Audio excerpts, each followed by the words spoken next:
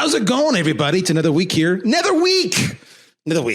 Oh, my goodness. I was talking to Justin. Justin, if you're listening, for those who follow me on Twitter, you've seen me talk about Justin. Justin gets up at 5 a.m. every morning. Justin's in Canada. So he gets up at 5 a.m. every morning in the snow and puts on his toque, not a hat, it's a toque. If you're Canadian, you'll get it. And actually goes for a run listening to the Inside Sales Show. And that's awesome. And so I want to give a shout out to Justin for doing that. I was talking to him the other day and I was just saying, dude, how the hell do you do that? I just don't know. But it's funny, right? Because I can't do it. I'll be honest with you. I just can't do it. I like waking up slow and then I like going out and grabbing a coffee and I'll just read the news. Like whatever, I'll read Reddit, I'll read the news, I'll read, whatever publications, cable network, I'll read The Guardian, I'll read the Wall Street Journal, I'll read the Washington Post, I read CBC, BBC, whatever it takes me. I'm just reading. In other words, I'm not reading stuff that's sales related. This is me. I got to ease into my day and then I'll start and then boom, I'm full bore, until whatever time at night. And if I do that, I'm cool. Justin's getting up at 5 a.m.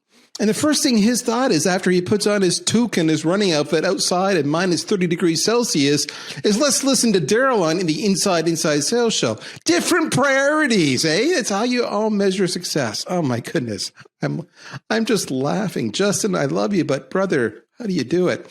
But it's funny because we all have different ways of starting our day and we have different ways of approaching our jobs.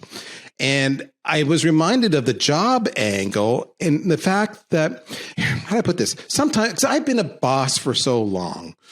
I know that sounds obnoxious, doesn't it? I've been a boss for so long that I forget sometimes what it's like to be early in my career. All right. I'm an old freaking man with the white hair to prove it, but I got a cool sweater on today. I'm feeling very fashionable. So I got my two kids. I've talked about this before. I won't go into what they do. It doesn't matter. But what happens is I hear them on occasion come to me and they'll say, oh, I'm frustrated with this, or I'm frustrated with that, or this isn't quite going the way I thought it would go, or I thought my boss would do this, or my boss hasn't done that. And I want to be clear in this. My kids aren't whining. They're frustrated. And it's not necessarily the boss's fault, but my kids don't know this. All right. So there's an angle I'm going at here. This is my kids are a brilliant reminder to me of what somebody who's just going in their career or early in their career goes through every single day. And when I listen to my kids say, I give you an example. My one kid said, I haven't had a review yet. I'm supposed to have an employee review. I haven't had the review. I said, did you remind them? Well, yeah. How long ago? Oh, about 3 weeks ago. Has anything happened? No. Have they scheduled anything? No. Have you talked to them since? No. You've not talked to them since? No. You're talking to me right now, but you've not talked to them. And they're like, yeah. And I said, okay, so here's the thing. I said, I'm going to tell you about managers, okay? Managers try to be good generally speaking, we all try to be good managers. We know you need a review. We know we need to give you a review. And you told us and we listened and in good faith, we were going to go give you a review and book it.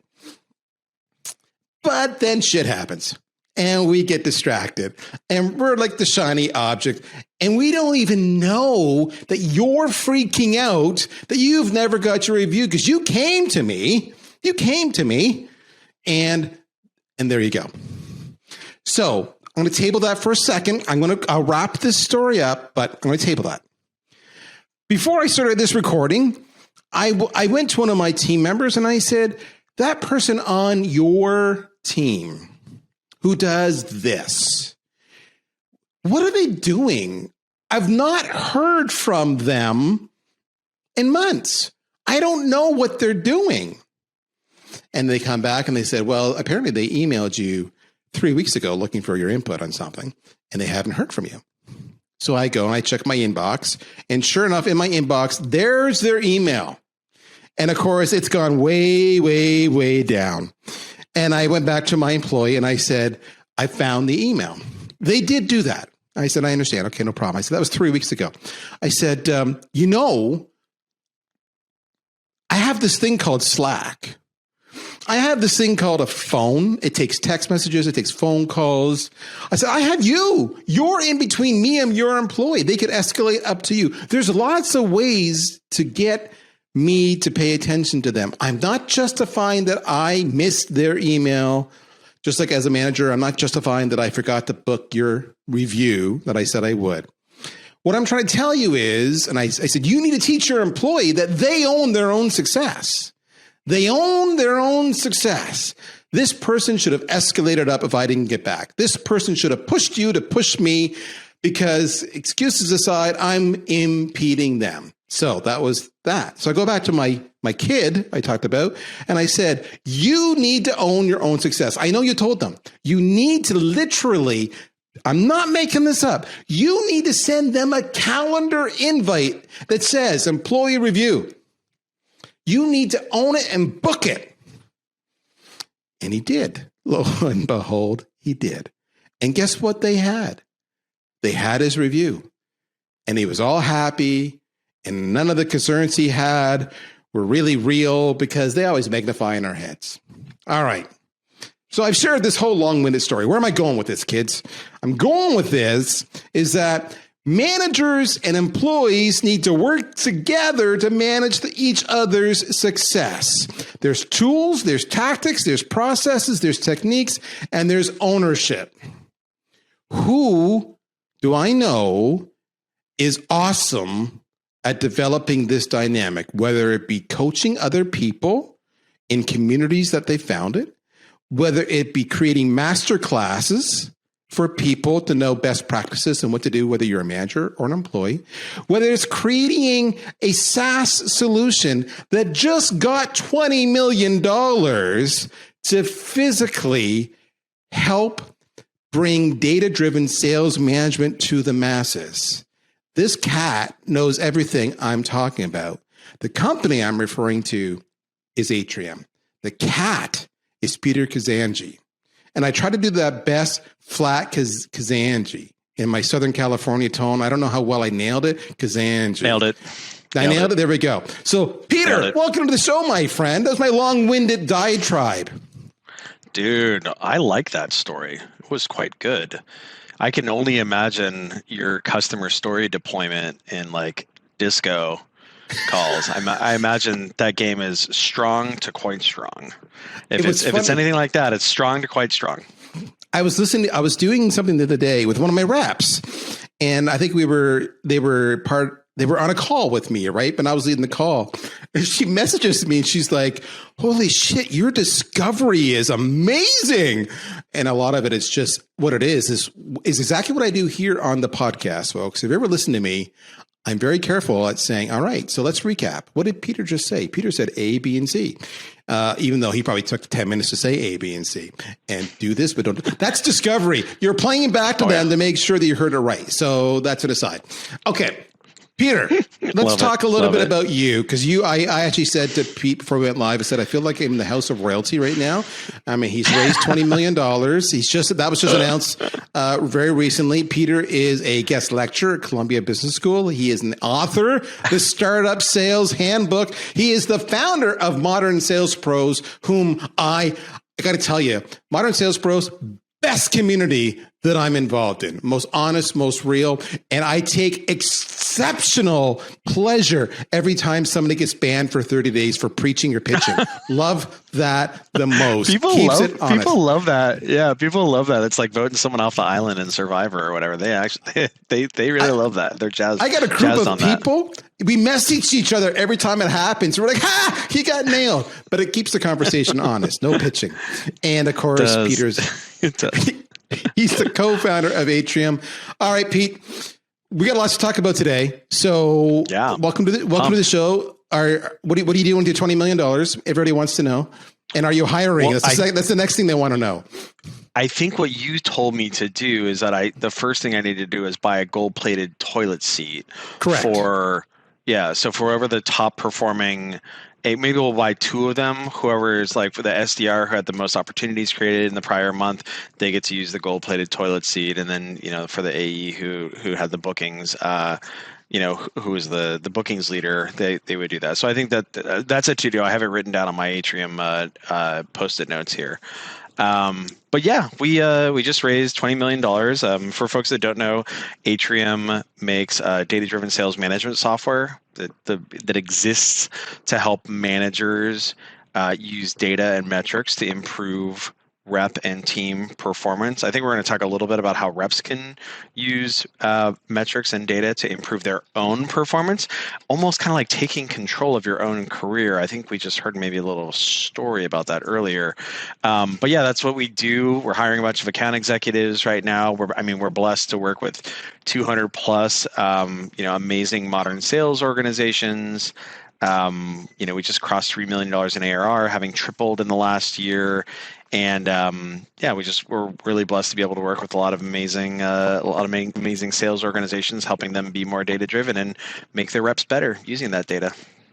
So here's a true sign you're data driven. Okay, so this is on their press release that they issued on the PR Newswire, and their subhead says breakthrough platform drives sales productivity and enables sales teams to realize 50% greater opportunities, and here's the best part: 31% higher bookings. Not 30.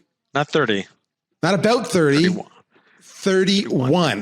Therefore, if you want to know if he's data driven, well, you can drive 31% higher bookings with Atrium. All right, that's enough of the pitch for Atrium. But let's talk.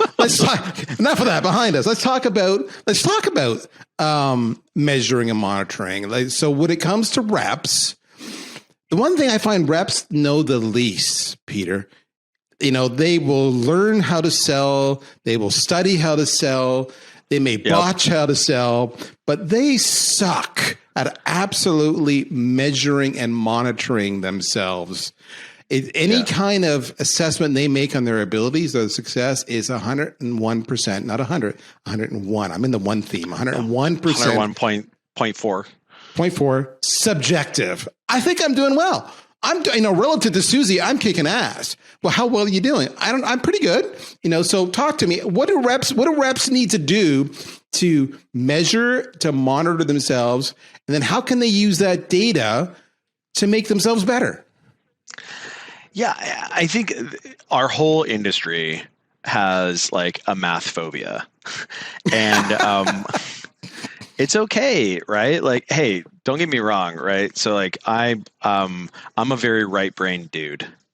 This is why I was remarking on Darryl's excellent storytelling earlier, because that's as sellers, and then where do sales managers come from? They come from sellers. Like as sellers, we're communicators, right? We're storytellers. We form relationships. We persuade people, and so we don't spend a lot of time numerically instrumenting the success of that persuasion or what have you.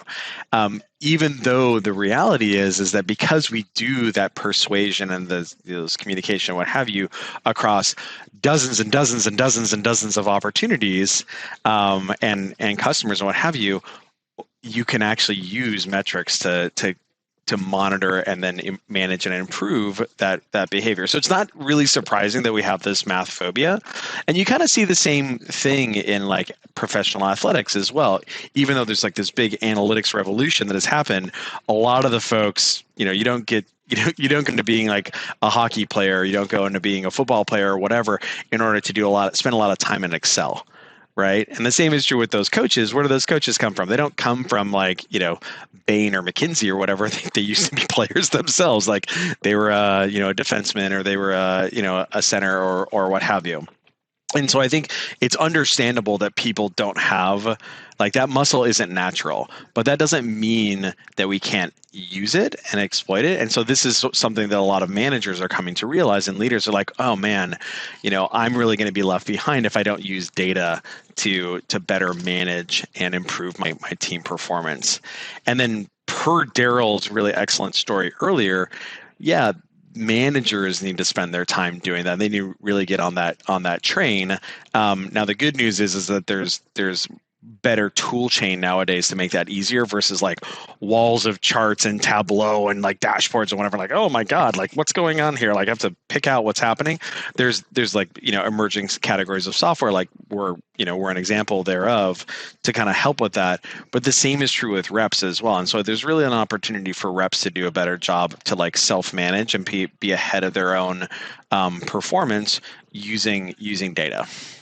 You made something. You made an interesting reference there with the sports analogy, and I'm just thinking, I'm Canadian. I'm the hockey guy. You said hockey. You must love hockey. You got it. I love hockey, right? I did that for you, and I was like, of all the sports, you did it. I was so proud of you. And I'm thinking to myself, how often when it's between the breaks and they're sweating, perspiring buckets, and the ESPN. Reporter puts their microphone on their face. How often does that hockey player say, Jim, can we just talk about my Corsi percentage for a second? It never, ever happens. All right. No. What is it? It's Corsi, and what's the other one? Not Fennec. Fennec is a fox. I forget. There's like I've learned a little bit of fancy stats. I think is they're all the fancy stats, right? They say no, we're just hustling, we're going fast, we're blocking the shots, we're just trying to keep it simple. Praise God, and I'll see you next period. That's what they're talking about, right? So. But you know what? Corsi's a real stat, and that actually has a direct impact on their success, and they do need to focus on it. But so that hockey player is like a sales rep.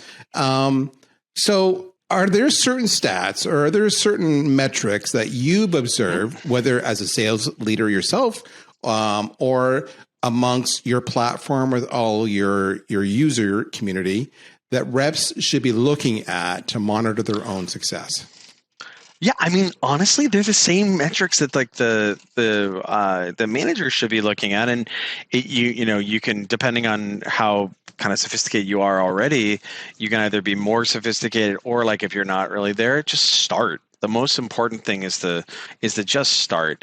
And so if you think about, so if you're an account executive, what's like the fundamental unit of selling behavior? It's having a meeting. Right. So if you're not measuring how many customer facing meetings you're having, even if it's literally just on a whiteboard, even if it's literally just a Post-it note on your desk, or if you want to get even fancier, a little fancy stats action, like in your own personal Google sheet to understand how many customer facing meetings am I having per week, then like starting with that. And so then once you start, it's kind of getting in the jacuzzi. You don't cannonball in. You kind of like put your foot in first and be like, oh, okay, get used to that. And like, now I'm going to put it in a little bit more. Like, so maybe then the next thing that you start counting is like second meetings, right? For first like total meetings. And then maybe we break them out between first and second meetings, because now what we can do is we can say, hey, of my first meetings, how many turn into second meetings? Because if I'm not getting second meetings off my first meetings, well, I don't know, man. This seems like that might be a problem, unless you're a one call close. But most of the folks that are listening right now, probably not one call closes, right? So now we've got meetings, and we got first meetings versus second meetings, right? And so now all of a sudden we can do the conversion rate between those two, and we can say, hey, am I doing a good job of getting second meetings? And if I'm not, if I am, God bless. And if I'm not, why is that? Am I not able to set that next meeting after that first one? Am I maybe not doing as good of a job qualitatively in discovery of like eliciting pain and demonstrating need to the prospect? And so now all of a sudden you could have that information. You can measure yourself. Hey, is my meeting counts going down over time? Oh, that seems like a problem. Am my meeting counts going up on a weekly or a monthly basis over time? Well, that seems like a good thing. Am I doing a better job of getting the second meetings? And also, how do I compare with respect to those metrics as compared to Susie over here? Everybody knows Susie. She's the one who qualifies for President's Club in 3/4 of the way through the years. How do my metrics compare to hers? And so now what we're doing is we're doing a little bit of self-management, right? Not only are we holding ourselves accountable for where we ought to be at, now we're actually using that data to potentially improve our performance by indexing off of somebody else. And the same, of course, is true in SDR land as well. Am I sending enough emails? What's my response rate? Am I engaging new contacts? Are new contacts coming into my pipe? Because you can beat a dead horse. inadvisable. Right. But if we're just sending lots and lots and lots of emails to the same contacts that maybe like we, added to our cadence or whatever, however long ago, and we're not bringing new blood into our pipe, well, that's kind of problematic. So if you start with a handful of these metrics and you start paying attention to them, ideally your manager is doing this, but as kind of discussed earlier, most managers, don't necessarily come from that background, which is why there are helpful things like Atrium to help make that way easier for them. But you can still kind of take the bull by the horns and measure it yourself. And I'm sure the funny thing is a lot of folks, we live in an Apple Watch health world, like a Whoop world, a Strava world, a Peloton world, where people have data-driven performance experiences in their own kind of personal lives, but oftentimes it kind of like falls off when it goes into their professional life. And there's really just an opportunity to do that both individually and also as a manager to make everybody better. A couple of things that Pete just said that really struck out at me. And that wasn't just what he said, it was how he said it. So he said, all right, so how much time, a couple of things, effectively is kind of saying, how much were you at each stage? How many conversations are you having? And then how many second conversations are you having? So what's that conversion from one to the other, right? And he didn't go and beat himself up. Instead, he used that as a springboard to be introspective. We talk about being self-aware all the time, right? To say, why is that? And I need a comparison. So how does that compare to Susie, who is President's Club in August? But we all know Susie and the sales manager have a special thing going on, so that doesn't really count. It's that whole, context. How am I doing? But then he went to the next step and he said, why? Why is that? What do I need to do? Am I not setting enough pressure up front, enough value, enough pain? You know what he just described using metrics? He just described, this is the part that blows me away. Most reps, you won't do what Peter just described. You won't do it, except you do. You get on a call and you do a discovery with a prospect whom you don't know. And you say, what's your pain point? And they say, oh, we're losing money, which is a metric. Why are you losing money? Well, it's because of this. Well, why? Well, it's because of this. Well, why? It's because of this. Oh, so we get down to the root cause. The symptom was you're losing money, and that's also a pain. But the root cause is because of something we didn't even talk about in the first 20 minutes until I finally got you there. If I can fix that root cause, then you will stop losing money and your business will be better, right? Yeah. Okay. Discovery, you're doing diagnosis, and now you've got a plan of attack. That's what he just told you. The data becomes your springboard to understanding what is affecting your success so that you can then go and determine what the solution is. And sometimes the solution isn't obvious, which is where you do kind of an A/B test, right? Well, I'm going to try doing it this way for half of the sample size and doing it that way for the other half of the sample size, because it could be one of two reasons why I'm screwing up, and then you get your reason why. It's all data, it's all numbers, and the numbers aren't scary. They're simply symptoms to help you identify how to be a better sales rep. So why are you so math scared? Why are they so math scared, Peter? I think it's I think it's just like a question of familiarity. And that's okay. It's just like an education thing. And like if you think about it, having access to this data hasn't really been available all that terribly long. So like having cloud CRMs like Salesforce or whatever, like Salesforce is only like 20 years old or so. So first you got to have the data available in order to be able to do the analysis, and then you got to be able to do the analysis. So if like the data's only kind of been available, and like cool sales engagement platforms like VanillaSoft and others have only been around for 5 or 10 years to log that data into places, well, like the data's only been available for a certain amount of time. Now people need to get the actual muscles to interpret it. And so this is why it's not surprising that people don't have those muscles necessarily. Now, that's not an excuse to put your head in the sand and pretend that it's never going to matter, right? It's just I'm sure folks who are listening have probably seen the movie Moneyball with Brad Pitt. Oh, I love Moneyball, yeah. And if you haven't, you really should, because it's just such a great example of dinosaurs with their head in the sand. And of course, people use the emerging advantage, to be data driven, to just kick ass, beat ass on their competitors. So yeah, just because you're uncomfortable with it right now doesn't mean it's an excuse to not get good at it over time. And this is why there's a market opportunity for things like Atrium and what have you. So the first thing is hey, look, it's okay to not be great at it, but that means we got to start. Right, we got to start at least in some sort of capacity. And you see this a lot in use the sports analytics situation where sports analytics started out was in recruiting. So then that's the story of Moneyball, is using analytics in order to understand which players that maybe look a little tubby or maybe kind of over the hill or whatever. Actually, look at their stats. Their stats fine. Who cares if his nose is purple? Doesn't really matter. His shot percentage is really good. His Corsi is quite high, right? So let's go grab him. So it started there, and that was an easier use case. But now people do all sorts of insane stuff. They do in-game modifications, right? In American baseball, people will do oh, here comes this batter up. We're going to shift the infield over here, and that's going to lower his batting average and raise our out percentage right there. And so the point being that once you have this data-driven muscle, all sorts of rad things manifest as a result. But you got to start, right? You got to start.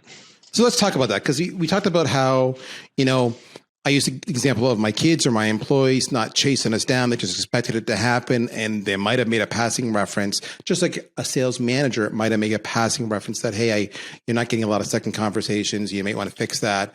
And so we're telling the audience listening today that you got to own it. The numbers are your friend. They can help you identify where you're not performing well. However, exactly to Peter's point, you still have to kind of learn it. You guys at Atrium have something that's really cool. And tell me if I get this right, you've got the Data-Driven Sales Management Academy.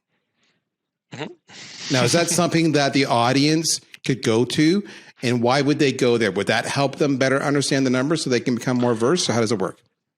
Oh yeah, totally. I mean, we have huge resource academy on our website. If you just go to atriumhq.com, at the top of the website it says resources, and there's all manner of master classes and documents and what have you. There's a lot of videos, so you don't have to if reading PDFs or whatever isn't your cup of tea. There's a bunch of recordings in there as well, and really it's just kind of there's sales math basics, right, on how to kind of start both for SDRs and also for account executives. This stuff is manager applicable as well, but there's there's everything on there from kind of Bunny Hill all the way up to double black diamond stuff. So I'm a Bunny Hill kind of guy. Just so you know, I'm not a double black diamond kind of guy. Bunny Hill all the way. In fact, this is how bad I'm a Bunny Hill kind of guy. All right. Mm-hmm. I'm Canadian and I can't ice skate. That's right. I said it publicly. Didn't they throw you out of the country for that? They pretty much do. That look you just had in your face, where you just kind of did double take, and then you were secretly judging me. That's what I get times 10 up here. All right, so I'm a Bunny Hill. Yeah, it's true. I'm a Bunny Hill kind of guy, but the reality is everybody's a Bunny Hill kind of guy at one point in time. So go to the Data-Driven Sales Management Academy and learn the numbers. Okay, finally, I want to say one thing here. Okay, guys. We talked about numbers, and it's not unreasonable that you would expect, if you don't know the numbers, we've given you one option to physically teach yourself. That's one option. And why? Because you want to get better. You want to make more money. You want to hit President's Club ahead of Susie and make all the extra money, because then your accelerators kick in. That's why you do it. You do it just for the compensation. But it's not unreasonable that you would expect your manager to also be able to coach you on some of these things. And some managers can. But some managers aren't so good at this. So if I'm a sales manager listening to this right now and I'm feeling a little uncomfortable right now, how do I get good at this, Pete? Is the exact same way I go to the exact same resource? Or Yep. Yes, that's it right there. Okay. Yeah, There you exactly. go. I mean, I think that one of the cool things with Atrium too is it takes about 90 seconds to set up. So you can just, if you want to look at your own data, like you're either your own team's data, or if like you're an individual and you want to look at your own data as a rep, and kind of like what your various metrics look like, whether you're an account executive, you want to look at like your win rate and your ASP and your meeting counts and things like that. Or of course, more commonly, if you're a manager and you want to see that for the 8 reps that report to the 8 AEs that report to you, or the 10 SDRs or 8 SDRs that report to you. It takes about 90 seconds to set up Atrium. Just sign in with your Salesforce account. So there you go. If you want to check it out, and this is probably sounding a little bit like we're pitching Atrium. We're actually not. I know it comes across that way. So here, let me clarify. I want you to go and get your numbers. Full stop. There's lots of tools out there that would do it. Atrium is a good tool. It's not the only tool. You could use the whiteboard. You could use the whiteboard. You could use a Google Sheet. A Google Sheet, a spreadsheet. There's lots of things you can do. All right. The point is, just do it. Start the process. Yeah, now, start. The beauty of something like an Atrium, though, is that they've done a lot of the hard work for you already. To me, it's a cool tool. I will give a shout out. We are not Atrium customers yet. We have been in discussions for a few months.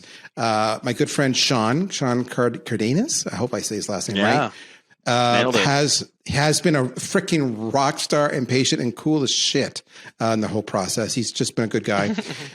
He's trial closed me so many times. I'm so proud of him. So we're looking at it too.